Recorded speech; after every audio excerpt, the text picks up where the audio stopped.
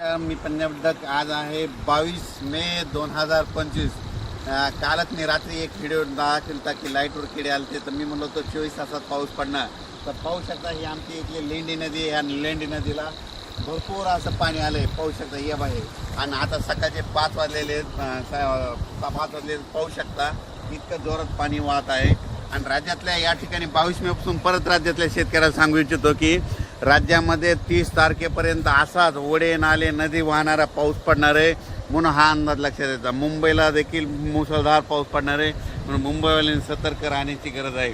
राज्यातल्या सर्व शेतकऱ्याला सांगू इच्छितो की राज्यामध्ये पूर्व विदर्भ, पश्चिम विदर्भ, दक्षिण महाराष्ट्र, उत्तर महाराष्ट्र, कोकणपट्टी, खानदेश, मराठवाडा 22 मेपासून ते 30 मेपर्यंत असा नदी ओढे नदी नाले वाहतील असा पाऊस पडणार आहे, म्हणून हा अंदाज लक्षात येतो. माझी सर्व शेतकऱ्याला विनंती की विजा कडकडत असताना झाडाखाली थांबू नका.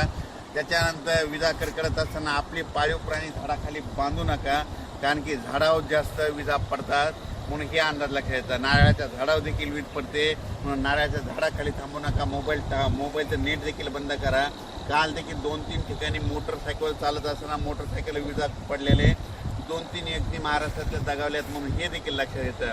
आणि राज्यात सांगायचं झालं तर म्हणजे हा पाऊस 30 तारखेपर्यंत दररोज 2-2 दिवस वेगवेगळ्या भागात पडणार आहे आणि जमिनीमध्ये चांगली 1 फूट वर जाणार आहे, म्हणून हा अंदाज लक्षात येतात.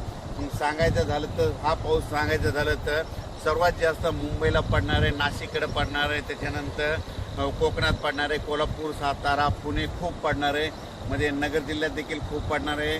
त्याच्यानंतर मुंबईकरांना सतर्क सांगू इच्छितो की तुमच्या मुंबईलाचं जनजीवन असं विस्कळीत होईल असा म्हणजे 27, 28, 29 देखील पाऊस पडणार आहे, म्हणून हा अंदाज लक्षात येतात. राज्यातल्या सर्व शेतकऱ्याला सांगू इच्छितो की तुम्ही तुमची स्वतःची काळजी घ्या, आपल्या पाळीव प्राण्यांची काळजी घ्या, म्हणून हा अंदाज लक्षात घ्या.